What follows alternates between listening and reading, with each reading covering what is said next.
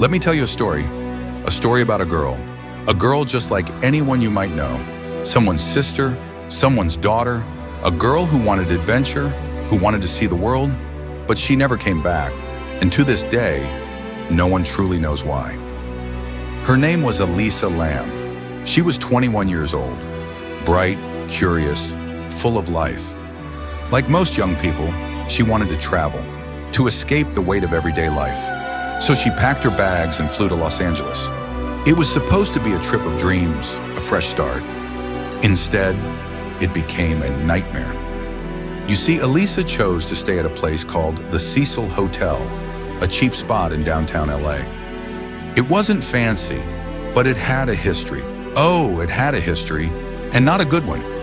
You've heard of places that feel wrong, where the air is heavy, where the walls seem to whisper at night? The Cecil was one of those places. Murderers had stayed there, serial killers, lost souls, people who checked in and never checked out. A woman once jumped from the rooftop and landed on a pedestrian, killing them both. Another time, a man was found in his room, dead for weeks, and no one even noticed the smell. The kind of place where bad things happen and keep happening. But Elisa didn't know that. To her, it was just a stop on her journey. She wrote in her blog, sharing little updates. She visited bookstores, wandered the streets, explored the city. Everything seemed fine until the night she disappeared. No one saw her leave. No one heard a struggle. She was just gone. Her belongings were still in her room. Her bed was unmade, her laptop on the desk, her wallet untouched. It was as if she had planned to return, as if she had only stepped out for a moment. But she never did. Days passed. Her family, worried sick, called the police. A search began. Posters went up. People whispered. Maybe she had run away. Maybe she had met someone. But then, something strange happened. The hotel released a video, a security tape from the night Elisa vanished. It was the last time anyone saw her alive. And what it showed was terrifying. Now, I want you to picture this. It's the middle of the night. The hallways of the Cecil Hotel are empty. The only sound is the low hum of the flickering lights overhead. Then out of nowhere, a young woman steps into the elevator. Elisa Lamb. She presses a button, then another, then all of them, one by one. But the doors don't close. She steps back, waits. Nothing happens. The elevator stays open, like it's waiting for something or someone. She peeks out, glancing left, then right. Her movements are quick, jerky, like she's afraid of what might be lurking just outside the frame. Then suddenly, she jumps back inside, presses against the wall, almost like she's hiding from something. But from what? She steps out again. Her arms move in strange, unnatural gestures, like she's talking to someone. But there's no one there. No shadow, no sound, just an empty hallway. And then, she's gone. That's the last anyone ever saw of Elisa Lamb. That was the last time she was ever caught on camera. A few days later, she was reported missing. But nobody could explain what happened. Now, if that was the end of the story, maybe we'd have our theories. Maybe we'd say she was scared. Maybe she was running from someone. But this story doesn't end there. Because nearly 3 weeks later, guests at the hotel started complaining. The water from their taps tasted strange. The pressure was low. Some said the color was off. It smelled wrong. So the hotel sent a maintenance worker to check the rooftop water tanks. He climbed the ladder, lifted the heavy metal lid, and there she was, floating, dead. Elisa Lamb, a 21-year-old girl who had somehow made her way up to the locked rooftop of a hotel, who had somehow climbed into a massive water tank, who had somehow drowned, inside a place no one was supposed to reach. No signs of a struggle, no explanation for how she got in, no reason for why she was there. And the biggest question of all, why was she acting like that in the elevator? Some say she was running from someone. Some say she was hallucinating. Some believe something else was with her that night, something that couldn't be seen by the camera.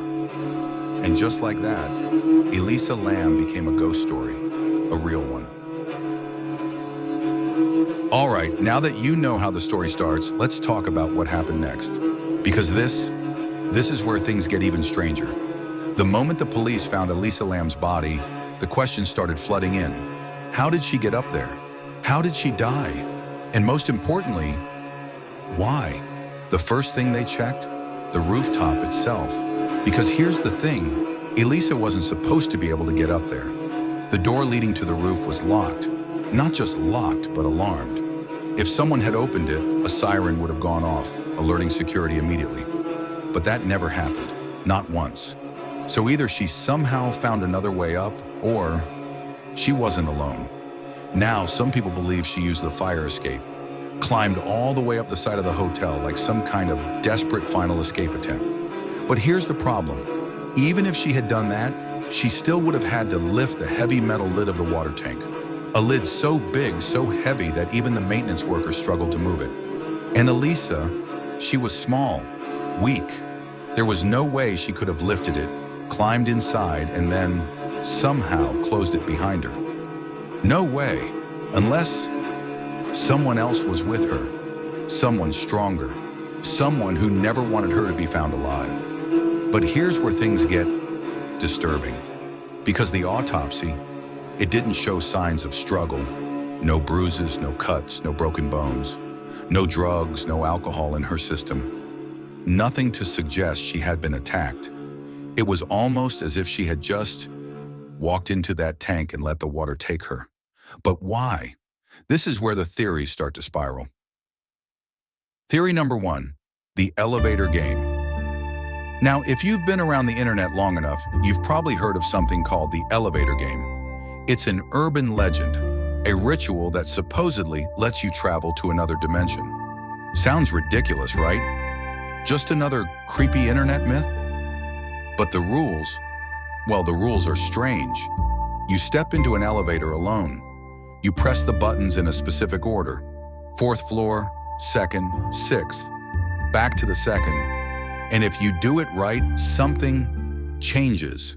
A woman steps inside, but you're not supposed to look at her. You're not supposed to speak to her because she's not real. She's something else. And if you say the wrong thing, if you make the wrong move, you don't come back. Now, why am I telling you this?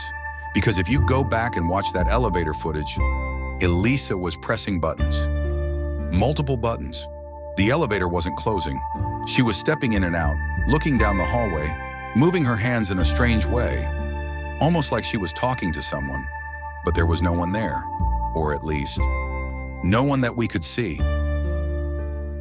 All right, you've heard the theories. You've seen the footage. Now let's talk about what really happened, or at least what we think happened. Because the truth, it's somehow even more disturbing than the myths. Theory number 2, the mental breakdown. One of the most logical explanations comes from Elisa herself. Before she even stepped foot in the Cecil Hotel, she had already shared parts of her life online, on her Tumblr blog. And what we know from those posts is that Elisa struggled with something real. Bipolar disorder. For anyone who doesn't know, bipolar disorder is a mental illness that can cause extreme mood swings, moments of high energy, creativity, and even paranoia, followed by deep, crushing depression. And the thing is, if you stop taking your medication, those highs and lows can become dangerous. The autopsy revealed that Elisa had stopped taking some of her prescribed meds. And when people with bipolar disorder suddenly go off their medication, they can start seeing things that aren't there, hearing voices, feeling like someone or something is after them. Could that explain why she was acting so erratic in the elevator? Why she kept looking over her shoulder, like she was being followed by something invisible? If that's true, maybe she wasn't running from a ghost or playing a supernatural game. Maybe she was just running from her own mind, and it led her somewhere she couldn't escape from. It's a tragic explanation, one that makes sense. But still, there are details that don't quite add up. Theory number 3. The Cecil Hotel's dark history. Because here's something to think about. The place where this happened, The Cecil Hotel isn't just any hotel, it has a history, a long, dark, cursed history. Before Elisa Lam, people had already called it the Suicide Hotel. Dozens of people had died there. Some jumped from the windows, some overdosed in their rooms, and some were murdered. The famous serial killer Richard Ramirez, the Night Stalker, he stayed at the Cecil while he was actively killing people. Just imagine that for a second.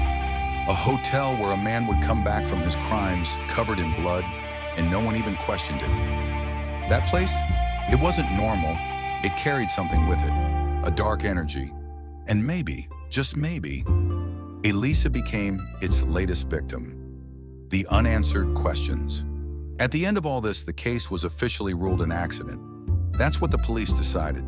They said Elisa climbed into the tank herself, either in a confused state or as an attempt to hide from whatever she thought was chasing her. But even now, years later, there are still too many questions that don't have answers. Why didn't the elevator doors close? Why did she move her hands like she was talking to someone we couldn't see? And how did she manage to lift that heavy metal lid when even a grown man struggled to do it?